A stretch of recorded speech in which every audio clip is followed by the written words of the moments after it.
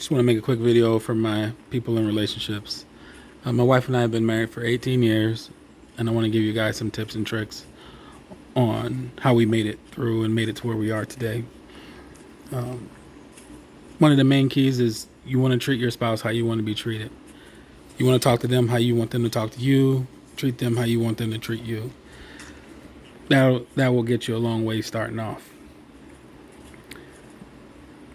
Number two, communication and compromise are very important. You need to communicate and talk to one another and be ready to compromise. Everybody's not going to get everything that they want. You guys should be able to work together and talk things out and communicate with one another. Number three, that's super important, that goes along with number two, is how you communicate. How you communicate is very, very important. If I'm communicating a problem to my wife and I'm yelling at her and I'm calling her names and I'm talking down to her, that's not going to get us very far at all. Well, she's going to be on defense, and it's not going to help me get my point across because she's just trying to defend herself from my words that are hurting her and bothering her. So you want to communicate how you want them to communicate with you. You want to talk with love and respect to one another. This is super important, and it'll go a long way. Another thing, number three, is you got to talk to one another about it because you're not mind readers. A lot of people think that, okay, we've been together this long, he should just know what I'm thinking. He should know what's bothering me. He should know this. He should know that. That's not how it is. We're not mind readers. We got to talk to each other. We got to communicate with one another about what's wrong. Number four is how to handle bad news. During these times you're married for it's for better or for worse. You're gonna get bad news at some point, and there's not gonna be easy way to say certain things. You gotta deal with each other with love, and I know there's gonna be anger at times. And when those times come, when you guys are angry and everything, it's okay to take a break. Say, hey, babe, maybe we just need to take a break for a little bit. We'll come back and we'll address this so that we don't say anything that we're going to regret. Those times that's very important, to not saying things you're going to regret and doing things you're going to regret.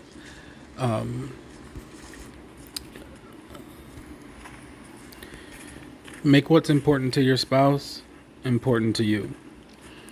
If your spouse has a problem with something and you think it's little or it's not a big deal, it's important to make it important to you, because if it's a big deal to them, it's going to blow up at some point. So it's important to address it and to handle it.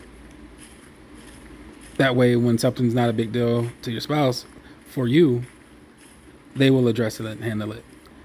I call it the boiling pot, right? If there's something that bothers me and I don't address it, there's a flame that's turned on, right? If you ever cook with milk and water, you know that milk boils over really quickly when you cook. If you turn the flame on high, it's going to boil over quicker. If you turn the flame on low, it's going to boil over at some point, but it's going to boil over. This is what happens when there's a problem that's stated but it's not addressed.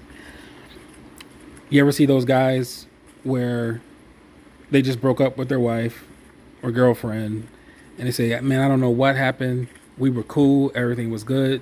She just blew up and she just broke up with me out of nowhere. I have no idea what happened. What happened, I believe, is that she said what was wrong, but you didn't address it.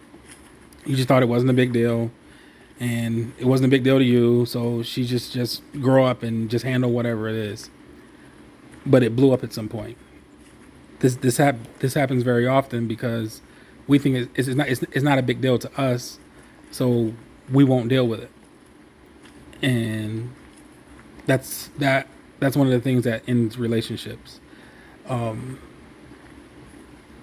You got to address what's going on. That will go a long way to helping things last. And with all things, it's very important to seek godly counsel.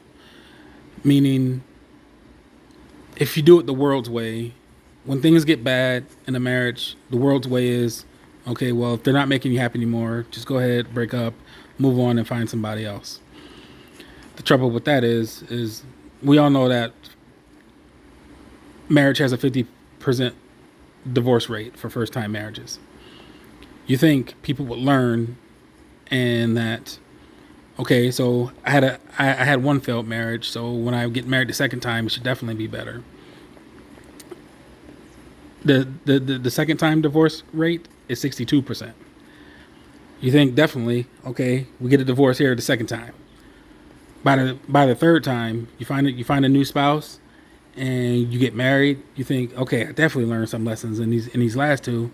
This third one should be a breeze. It's gonna be a cakewalk. Third time divorce rates is 73%. That's because you never addressed what was wrong in that first marriage. You never took the time that we got to talk about this. We got to communicate good with each other. We got to love one another no matter what. We gotta make this work. So you didn't learn any of your lessons before, so the marriage rate just continues to go up, or the divorce rate continues to go up. So if you take these steps, which is to love your spouse if you love yourself, and communicate with love and compassion, and those things, it'll go a long way to helping your marriage last and helping you guys make it through those rough times. Just love one another, respect one another, and treat each other with kindness. All right, guys, have a good one.